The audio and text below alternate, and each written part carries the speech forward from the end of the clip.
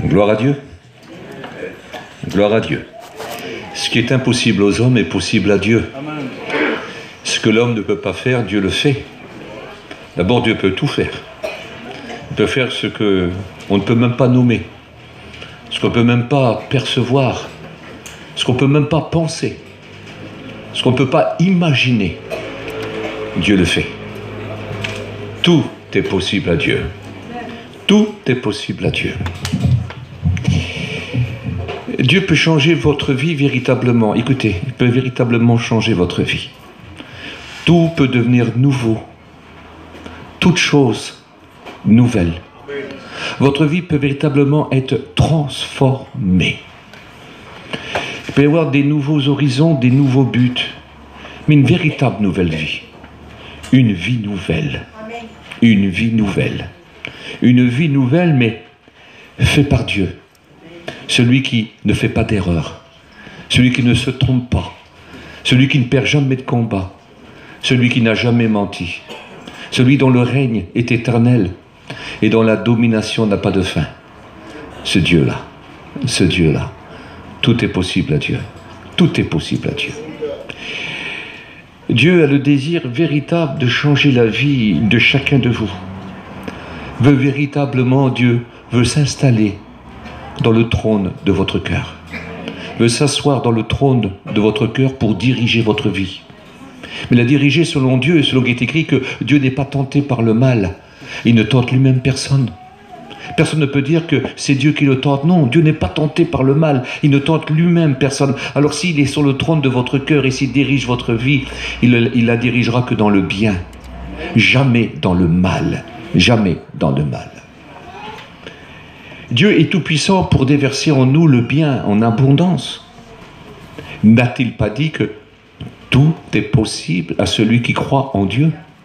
Cela veut dire que celui qui croit en Dieu laisse Dieu agir. Laisse Dieu agir dans sa vie.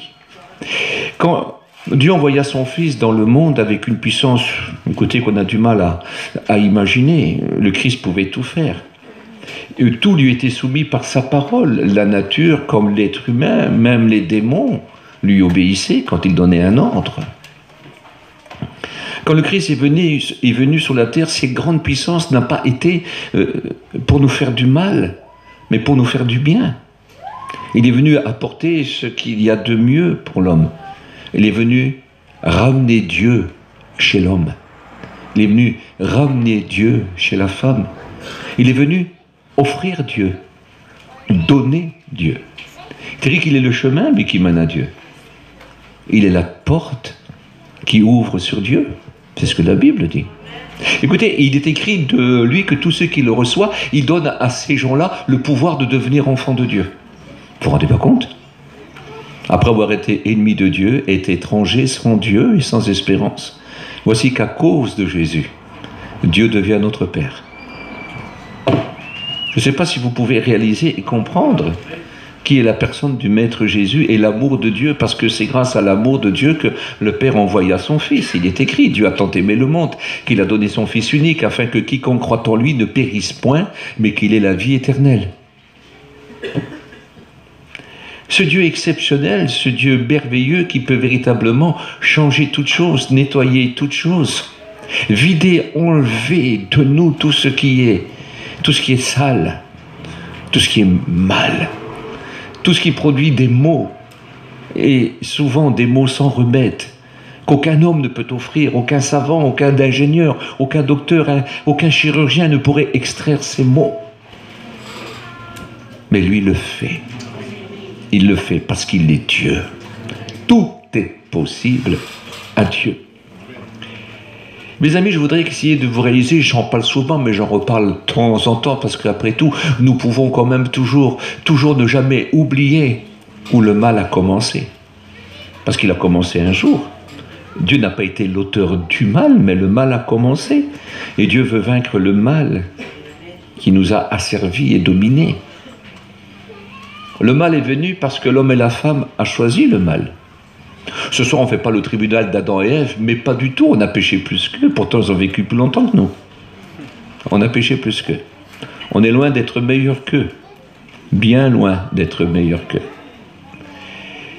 Mais ils ont choisi le mal, elle a choisi le mal. Et son mari aussi.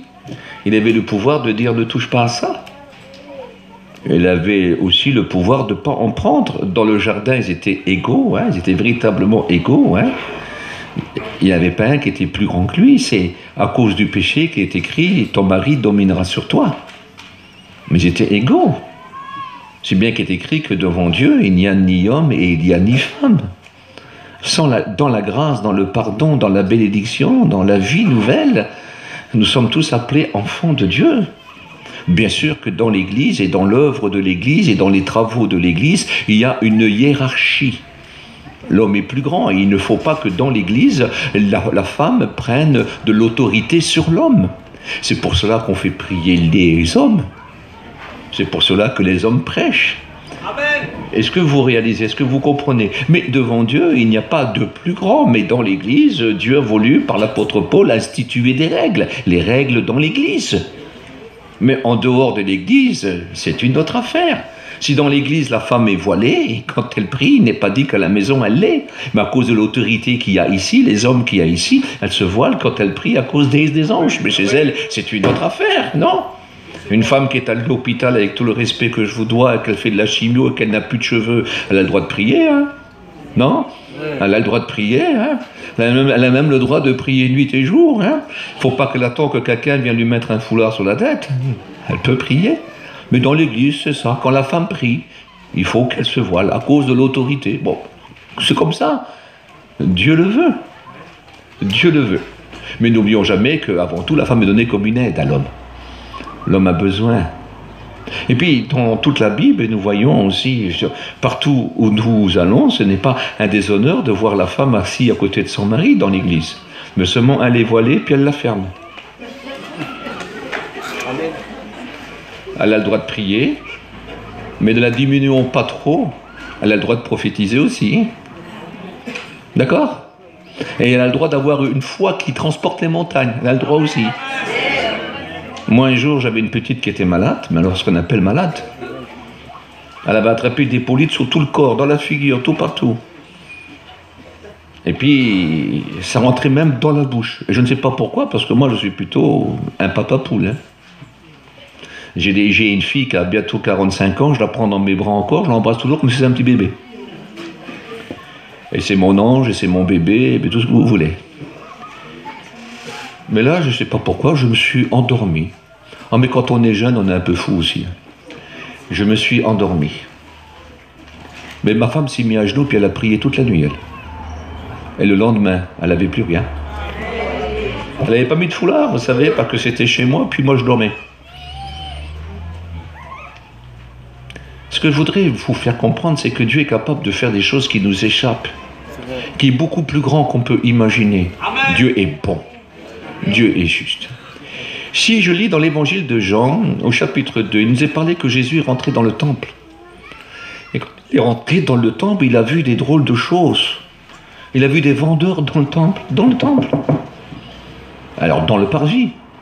Évidemment, pas dans le lieu saint, ni dans le lieu très saint, mais dans le parvis qui était un endroit, un recueil pour prier. C'est là qu'on offre aussi des sacrifices. Puis il s'est mis en colère. Il s'est mis en colère d'une façon, écoutez, pas contre ceux qui venaient au temple pour prier, mais contre les vendeurs. Il est venu contre tous ces bœufs qu'il y avait là, tous ces pigeons, toutes ces choses-là. Ils étaient devenus, écoutez, tellement bizarres que quand vous venez avec votre argent, elle n'était pas pure, votre argent. Il fallait acheter l'argent du temple. Alors ça faisait un bénéfice énorme. Et en plus, avec l'argent du temple, il fallait acheter des bœufs et des tourterelles, tout ce que vous voulez, quand vous avez envie de faire une offrande avec l'argent du temple, mais ils vendaient encore beaucoup plus cher. Alors ils faisaient de gros bénéfices. Et ça, le Seigneur s'est mis en colère. Il n'était pas d'accord qu'on pouvait, dans le temple, faire acheter des grâces, faire acheter de la bénédiction, d'une façon aussi cruelle. Il n'était pas d'accord. Non. Il était contre ces gens-là. Puis il les a chassés dehors, il s'est mis un fouet. Il n'est pas dit qu'il aura frappé dessus. Mais avec un fouet, il chasse les bœufs. Avec un fouet, il chasse les pigeons. Avec un fouet, il tape sur les tables, l'argent vole dans tous les coins. Avec un fouet, avec une autorité divine. Le MEDNA. Vous savez qu'un fouet, on blesse, hein? Jésus n'a blessé personne. Il y en a qui disent qu'il a tapé sur les jambes, mais dites-moi où c'est écrit. Il s'est fait un fouet, il chassa les pigeons, tout ce que vous voulez, et il chassa les vendeurs du temple. Il n'a pas tapé sur eux, il n'a pas... Non, non, non, non.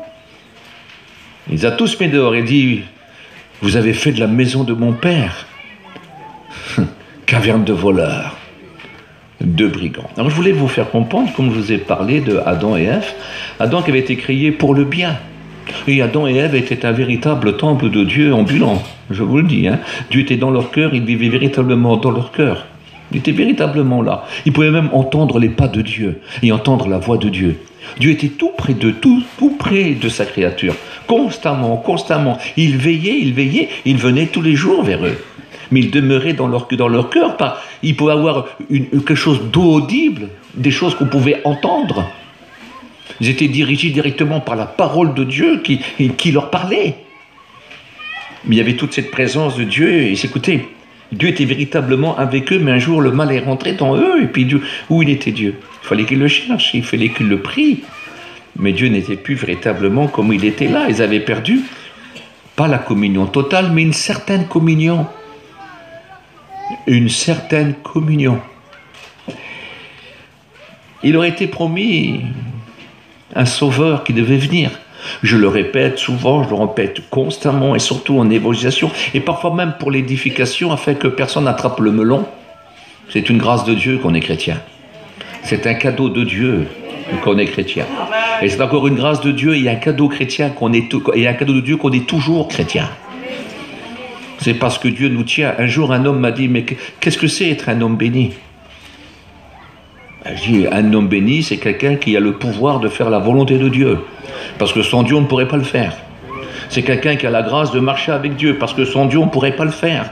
Si Dieu ne nous transforme pas et s'il ne nous libère pas complètement, selon ce qui est écrit, si le Fils vous affranchit, vous serez réellement libre. Il faut que c'est lui qui nous affranchit, qui fait de nous des êtres nouveaux, qui refait le temple qui avait été détruit par le péché, qui refait l'intimité. Parce qu'on peut avoir une communion dans la prière, mais une intimité, c'est vivre avec. Une intimité profonde. Et Jésus est venu pour pas nous amener la volonté de Dieu sur une pierre, non, non. Il est venu pour mettre la volonté de Dieu, la personne de Dieu dans notre cœur, au centre même de notre vie, afin que ces paroles soient inscrites en lettres de feu par l'Esprit, de feu, en lettres de feu dans notre cœur. C'est différent. C'est différent. Mes amis, je ne sais pas quelle est votre vie. Moi, je ne connais pas les passions que vous pouvez avoir, les défauts que vous pouvez avoir, les péchés que vous avez faits. Je ne vous demande pas si vous avez tué, je ne vous demande pas si vous avez fait des choses horribles. Je ne vous demande pas ça, parce que la réunion n'est pas un tribunal, ici personne n'est jugé, et le Seigneur ne se tient pas avec un bâton pour frapper les coupables. Ici, l'évangile est prêché. L'évangile, c'est la grâce. Nous prêchons la grâce. Nous apportons la grâce. Nous vivons la grâce. Et nous faisons une différence entre le péché et la sanctification. Mais nous savons très bien qu'il n'y a qu'aux pécheurs que la grâce peut atteindre. Aux pécheurs repentants, évidemment, que la grâce peut atteindre. Je voudrais que vos yeux s'ouvrent, que vos oreilles s'ouvrent, que vos cœurs soient vrais. Écoutez, soyez vrais. Essayez pour une fois, parce que si vous ne voulez pas le réaliser maintenant, ceux qui iront en enfer, ils le réaliseront pour l'éternité, mais beaucoup trop tard. Que les choses qui vous est dites ce soir sont utiles à votre vie, ce sont des paroles de vie, des paroles de vérité, paroles de vérité.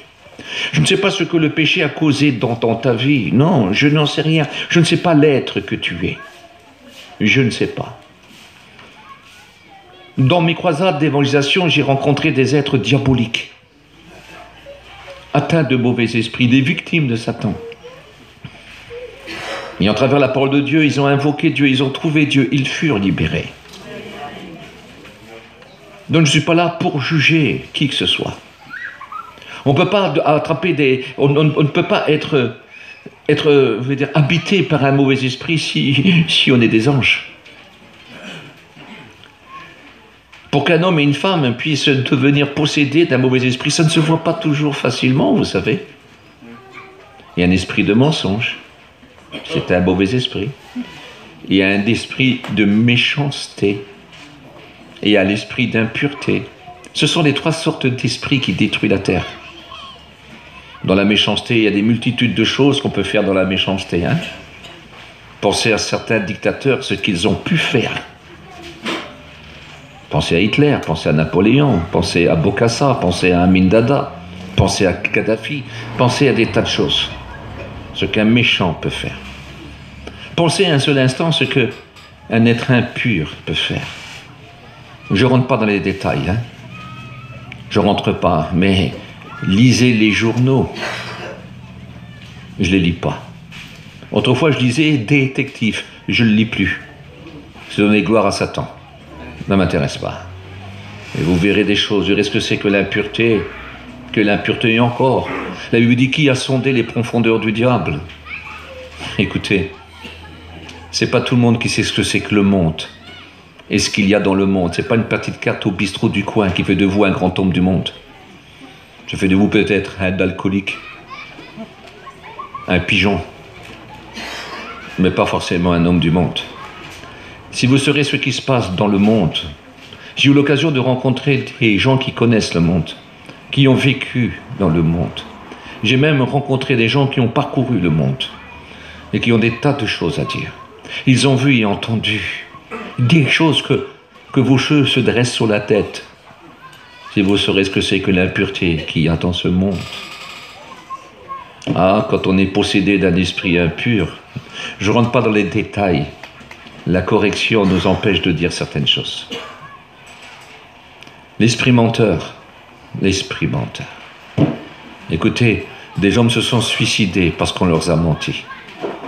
Des foyers ont été brisés parce qu'ils ont été mentis. Des enfants ont été abandonnés parce qu'on leur a menti. Des hommes et des femmes ont été tués parce qu'on leur a menti. C'est horrible mensonge. Des fois on peut se vanter d'être « je suis vaillant, je suis vaillant, je suis vaillant ». Oui, mais par quel esprit tu es vaillant? Oh, par quel esprit tu as été vaillant? Tu pouvais leur vendre l'air qu'ils respiraient.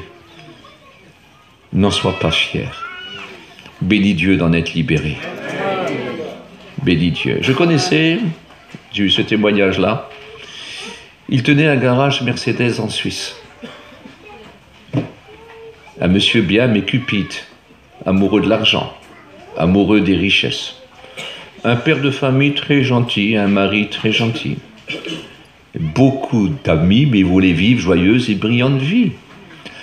Il voulait gagner beaucoup d'argent. Et puis, des gens très intelligents l'ont vu. Ces vaillants-là l'ont vu.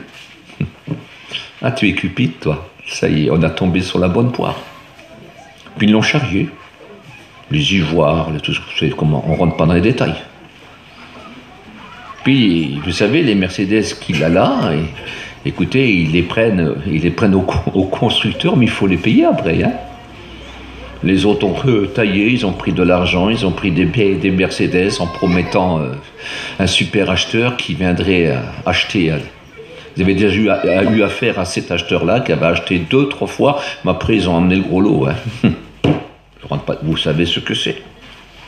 Et puis lui, il a tout donné, il a hypothéqué, il a fait tout ce que vous voulez, il a tout donné. Oui, mais l'acheteur n'est plus revenu. Et il était ruiné. Mais Mercedes était sur lui. Les clients étaient sur lui. Il est rentré chez lui et il s'est tué. C'est horrible. C'est horrible. Ça domine le monde, ça. Le péché. Et le péché est souvent fait par le diable lui-même, par ses démons. Le diable existe. Hein. Si Dieu n'est pas tenté par le mal et qu'il ne tente lui-même personne, mais Satan, c'est le mal incarné. Et ses démons aussi. Puis ils veulent tenter tout le monde. Même les chrétiens, s'ils veulent bien l'écouter. Je ne sais pas si vous comprenez. Est-ce que vous comprenez? Parce que c'est très important, il faut écouter. Je suis en train de vous parler des choses sérieuses, hein. Des choses qui sont vraies. Là, maintenant, on ne rigole plus, on ne plaisante plus. Écoutez, je m'excuse, Dieu n'est pas un plaisantin. Il veut quand même que la vérité soit donnée et dite, parce qu'il y a trop de dangers, parce que l'éternité en enfer, c'est quand même dur. Et Dieu ne veut pas que vous y allez. Il veut vous sauver. Écoutez, Dieu est capable de nettoyer le cœur d'Adam, il est capable de nettoyer le cœur de Ève, comme il a nettoyé le temple. En chassant tous ces bœufs, tous ces tourterelles, tout cet argent, tous ces mensonges, tous ces monstres-là, tous ces avares, tous ces gens cruels-là, ces profiteurs qui se servaient même des choses de Dieu. Vous vous rendez pas compte? Parce que quand on est menteur, on est même capable de dire qu'on est chrétien et qu'on ne l'est pas. Tenez, c'est un de mes oncles. C'était la convention en 1973. En 1978, elle se passait encore en Bretagne, dans un petit coin qu'on appelle, comment ça s'appelle, Port-Salle. C'est là, vous avez jamais entendu parler d'un pétrolier, un immense bateau, qu'on appelait l'Amoco Cadiz.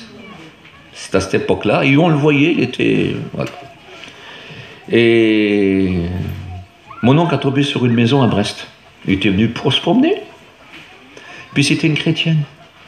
Il a dit, mais on est sous la convention, on est des chrétiens. Mais alors il lui a vendu un paquet à la chrétienne. Il s'est fait passer pour un chrétien. Et elle l'a cru. Vous voyez jusqu'à où ça va?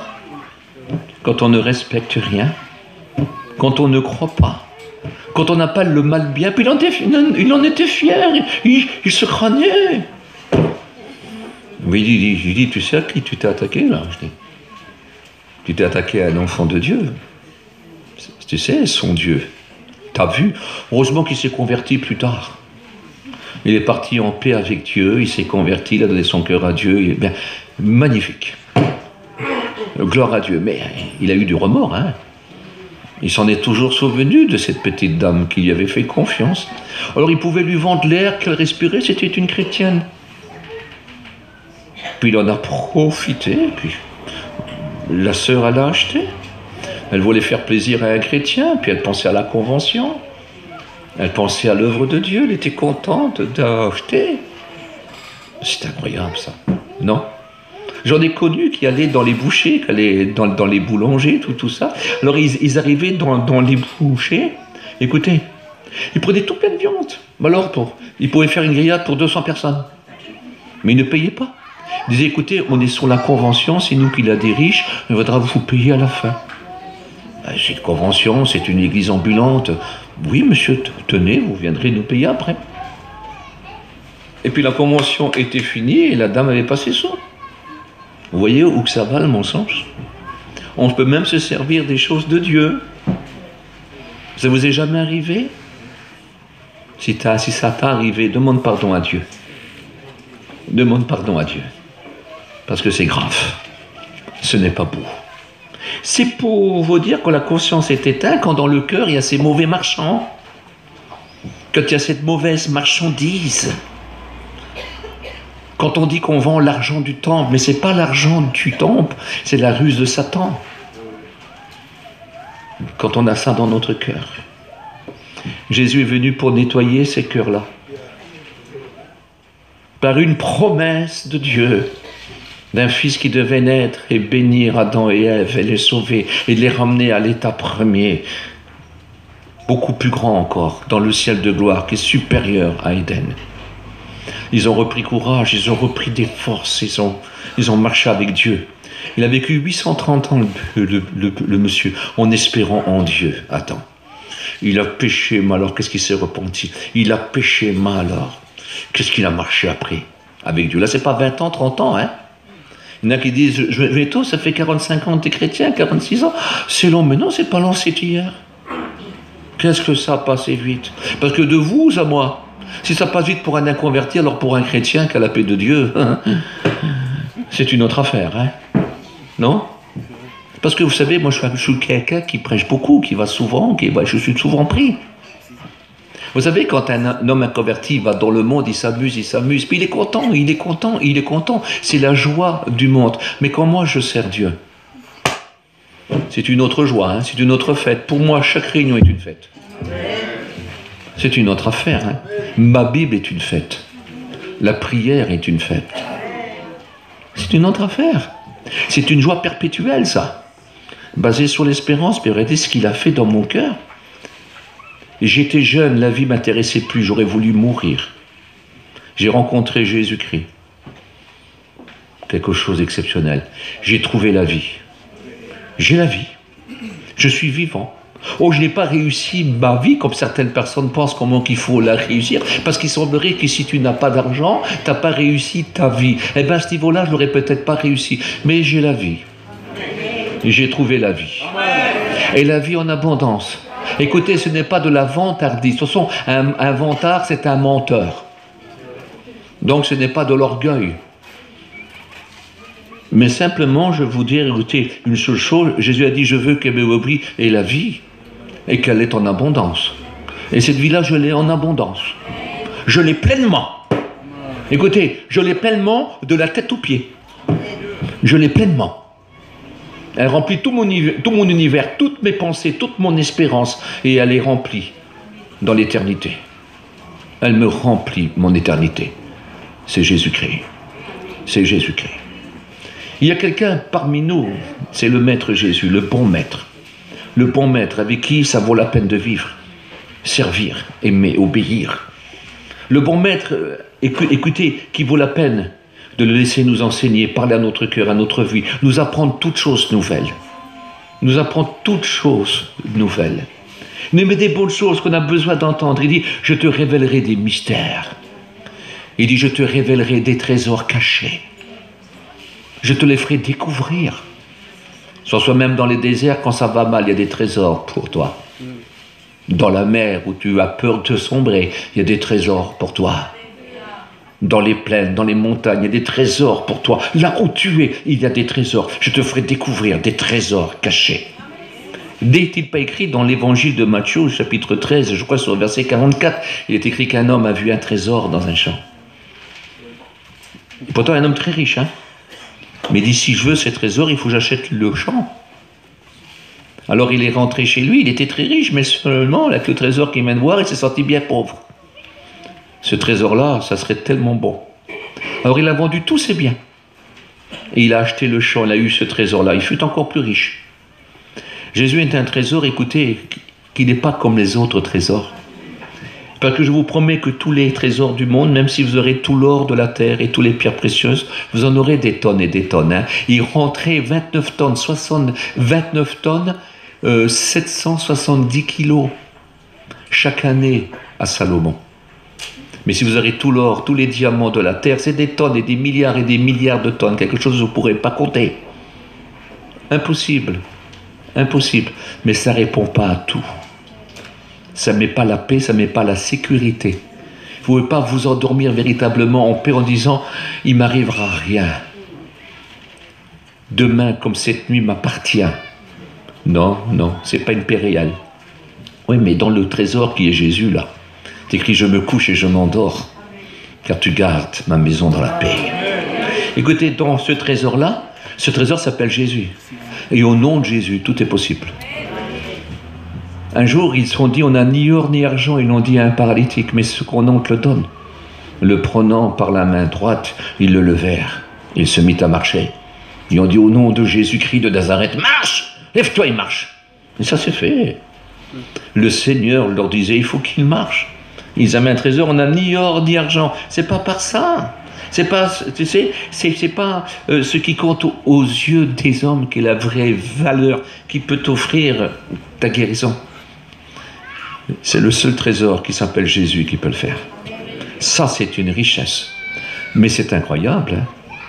Ce trésor-là est plus fort que la maladie, plus fort que les démons, plus fort que les infirmités, plus fort que les péchés, plus fort que Satan et ses démons, plus fort que la mort. Ce trésor-là. Ça, c'est un trésor. Hein? C'est ce qu'on appelle être riche. Hein? Il y avait une église et il y avait des gens qui se croyaient riches. Je dis, mais tu es fou. Tu ne sais pas que tu es pauvre, aveugle et nu.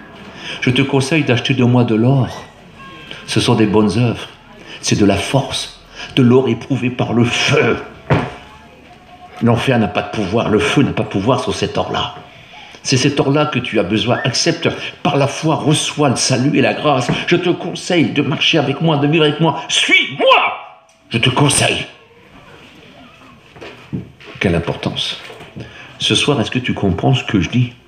Ce que je dis, c'est simple. Je suis un enfant de 8 ans. Moi, j'ai vu des enfants se convertir. Hein. Des enfants de 8 ans se convertir et le père à côté avec une barbe comme ça, il ne comprenait rien. C'est parce qu'il ne voulait pas comprendre. Car il n'y a pas plus sourd que celui qui ne veut pas entendre. Il n'y a pas plus aveugle que celui qui ne veut pas voir. Moi, j'ai connu des aveugles qui se sont convertis. J'ai connu un muet. Aujourd'hui, il est chrétien. Il est toujours muet, hein, mais il parle en langue. Ça, c'est beau. Hein. Ça, c'est beau. Hein. Il n'y a pas plus sourd que celui qui ne veut pas entendre. Et pas plus aveugle que celui qui ne veut pas voir. Je voudrais essayer que vous réalisez qu'il peut changer votre vie. Ton cœur est sale. Ton cœur devrait être une église pour Dieu. Dans ton cœur, il devrait avoir de la prière, de la louange et des cantiques. De l'amour pour Dieu. Ton cœur devrait crier nuit et jour, je t'aime Seigneur. Je t'adore Seigneur. Tu es mon Dieu. Il devrait crier constamment. Mais dans ton cœur, qu'est-ce qui se passe? Tous ces mensonges, toutes ces méchancetés, tout cet orgueil, toute cette jalousie. C'est pas bon, c'est des mauvais marchands. Avec une mauvaise marchandise. Fous ça dehors. Non, tu ne pourras pas. Mais ouvre la porte et dis Jésus, chasse tout ça. Et toi, rentre. Et toi, rentre. Il voudrait rentrer dans ta vie ce soir et dans ton cœur. N'a-t-il pas dit? N'est-il pas écrit? Les apôtres l'ont vu. Ils se sont rappelés qu'il est dit de lui, le zèle de ta maison me dévore. Il y a quelque chose qui dévore le Maître Jésus. C'est de te débarrasser de tes démons. Je ne parle pas des démons véritables, de ces mauvais esprits, mais de tes démons. Un homme m'a dit une fois, mes démons me rattrapent toujours. Je voudrais, mais mes démons me rattrapent toujours. C'est-à-dire mes mauvais désirs, mes mauvais desseins, mes mauvais projets, ma mauvaise vie. Toutes ces choses que je fais, ça me rattrape toujours. Mais je me demande au Seigneur de t'en débarrasser. Ce qui n'est pas possible aux hommes est possible à Dieu. Et cet homme-là s'est converti, puis fut débarrassé de ses démons, de ses mauvais désirs. Il pourrait changer ta vie. Ça, c'est pas de la religion, hein. La religion, elle dit, fais ça, je te l'ordonne. Si tu fais pas ça, tu ne seras pas béni. Mais le Seigneur a dit, viens, moi je vais le faire. Dieu donne ce qu'il ordonne. N'est-il pas écrit dans Philippiens 2,13 « Et mon Dieu produira en vous le vouloir et le faire ». Dieu donne ce qu'il ordonne. Ça, c'est pas de la religion, c'est Jésus avec nous, c'est Dieu qui nous sauve. Ce qui n'est pas possible aux hommes est possible à Dieu. Est-ce qu'un léopard pourrait changer ou enlever ses taches? C'est pas possible, hein? C'est impossible. Jamais un léopard enlèvera ses taches. Est-ce qu'un homme noir pourrait changer sa peau, la rendre blanche? Il fera comme Michael, je sais pas moi. Il va la rendre grise, mais pas blanc. Mais pas blanc. Jésus nous rend plus blanc que neige devant son Père. C'est-à-dire transparent. On peut voir, vous savez, même très blanc, même dans la neige, en dessous ça peut être noir. Mais plus blanc que neige, c'est transparent. Il n'y a pas de noir. Le Seigneur peut le faire. Il n'y a plus de taches. Tu peux être un léopard ou un homme de ténèbres. Le Seigneur peut te rendre transparent. Il peut t'appeler enfant de lumière. Dans la lumière, il n'y a pas de tache. Enfant de lumière. Enfant de la vérité, parce qu'affranchi par la vérité porte un nom. C'est Jésus, la vérité. Il est écrit que nous avons été créés dans une justice et dans une sainteté qu'a créé la vérité. Éphésiens 4, verset 24. Ne l'oubliez jamais, c'est Dieu qui donne ce qu'il leur donne. Laissez-le chasser toutes ces choses mauvaises. Écoutez, débarrassez-vous-en. Vous ne pouvez pas le faire, mais quelqu'un peut le faire, non? Et puis, vous savez, on dit souvent à ceux qui on voudrait voir débarrasser ceux qu'on n'aime pas, si ça ne paye pas, ça débarrasse. Mais là, ça débarrasse, mais ça paye. Hein. Non? Ça enlève tout, mais alors, quel gain. Non? La Bible dit, je t'ai trouvé comme on trouve un grand gain. Il dira, la mort m'est un gain, car Christ est ma vie. Mourir à toutes ces choses vilaines, mais quel gain, quelle récompense. Ça débarrasse, mais c'est plus que débarrasser, ça libère, ça vous rend libre, ça en fait tomber les chaînes, il délivre les captifs et rend libres les opprimés. Comme c'est beau d'être libre. Écoutez, sans manière et sans chichi, mais quand Jésus est le chef de notre vie, quand nous sommes pardonnés et sauvés, et quand le démon est tenu à une certaine distance, quand on est vainqueur, quand on a ce maître avec nous, quand on marche avec lui, quand on marche sur un trottoir et que Satan est là, que les démons sont là, et quand Jésus est avec nous pleinement, quand nous sommes des vrais, pas des faux, pas des artificiels, mais des vrais, le démon s'en va sur l'autre trottoir. Jésus est avec nous. Si Jésus lui donne un ordre, il obéit. Écoutez, regardez comme le Seigneur est grand. Si est une chrétienne, elle est dans une maison, elle est isolée, et il se passe une chose, elle met un petit mot sur un journal, elle l'envoie au journal et ça paraît. Et c'est un journal qui doit être fait pour l'Église. Et dans ce journal, elle demande de l'aide et du soutien parce qu'elle a des graves ennuis, elle manque de beaucoup de choses. Et il y a un homme dans la ville qui est antichrist à 100%. Il n'aime pas les chrétiens, il n'aime pas le Christ, mais quand il lit ça, ah tiens, je vais faire un truc. Il appelle une de ses servantes, il lui donne beaucoup de sous, il y va et achète à volonté. Et tu l'emmèneras chez cette femme-là. Et tu lui diras, c'est le diable qui te le donne. Alors elle va, elle achète, elle va. Et puis quand elle arrive, elle donne, tenez, voilà, vous avez ça pour vous. Et l'autre commence à louer Dieu, merci Seigneur, tout ça. Et puis elle s'en va avec ça. Et l'autre, elle n'ose pas lui dire. Mais quand elle part, elle revient. J'ai oublié de dire quelque chose. Écoutez, ne vous en faites pas.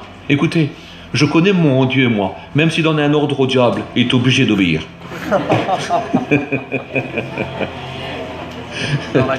Notre Dieu est grand, non? Il fait ce qu'il veut. Vous avez jamais lu ça? Que Dieu prend aux pécheurs et qui donne à ses enfants? C'est marqué dans la Bible. C'est marqué, si vous voulez, demain je vous donne le texte. C'est marqué. Dieu fait ce qu'il veut. Dieu, c'est un patron. Écoutez, ça paraît bête, hein. Il y a un beau-fils. Donc s'il a un beau-fils, c'est qu'il a un beau-père. Puis il est dans un problème terrible. Et puis il prie, puis il ne dit pas à son beau-père. Hein. Mais son beau-père, je ne sais pas pourquoi, il vient, il ne voit rien, il ne dit rien, le beau-fils. Et la fille ne dit rien. Il dit, bon, je ne sais pas pourquoi, mon beau-fils, je suis peut-être fou, mais tiens, prends ça. Et l'autre commence, ah, merci Seigneur, merci Seigneur. Mais il dit, c'est pas le Seigneur qui t'a donné, c'est moi. Dis-moi, mais merci. Oh, merci Seigneur de m'avoir donné un beau-père si gentil. Dieu est grand, vous savez. Dieu est grand. Il fait des choses qui nous échappent. Tout est possible à Dieu. Écoutez, laissez-le laver votre cœur et votre vie. C'est écrit que le sang du Christ, le sang qui a sorti avec abondance de son corps quand on lui a percé le cœur, le sang de ses mains percées, de ses pieds percés, de son dos labouré de coups, de ses genoux qui étaient blessés en tombant avec la croix, de son visage défiguré, de sa barbe arrachée avec des morceaux de peau qui faisaient des plaies, de sa tête qu'on avait frappée en fronçant une couronne d'épines, du sang de la tête aux pieds. Les pieds étaient percés, pas un seul endroit où on ne voit pas du sang, du sang, du sang. C'est le sang du juste, le sang du saint, le sang du Fils de Dieu, le sang du Sauveur. C'est ce sang-là qui nettoie les cœurs, les âmes et les esprits. Écoute, il peut tout nettoyer, laisse-toi nettoyer. Laisse-toi laver ta vie. Si tu te laisses laver ta vie, tu seras sauvé. Ta vie sera sauvée. Tu éviteras l'enfer et tu iras au ciel pour l'éternité. Jésus est mort pour nos péchés et il est ressuscité pour nous justifier. Il est justifié pour être notre avocat. C'est pas de la religion, ça. Hein? Je parle pas de curé, moi. Hein? Je parle pas de pasteur, hein? Ni de rabbin, ni d'imam, et tout ce que vous voulez. Hein? Ici, c'est Jésus. Jésus. Jésus. Jésus. Jésus. Car il n'y a sous le ciel aucun autre nom qui fut donné aux hommes par lequel ils puissent être sauvés. Un seul nom. Jésus. Jésus. Jésus. Même si tu connais rien, mais si tu connais Jésus. Jésus. Jésus. Et si ça devient ton Jésus à toi, alors il sera ton sauveur. Amen. Et tu seras sauvé. Amen. Nous prions ensemble. Merci pour ta parole, Seigneur. Car ta parole est la vérité. Quand on écoute ta parole, Seigneur, on est confondu parce qu'il y a tellement d'amour.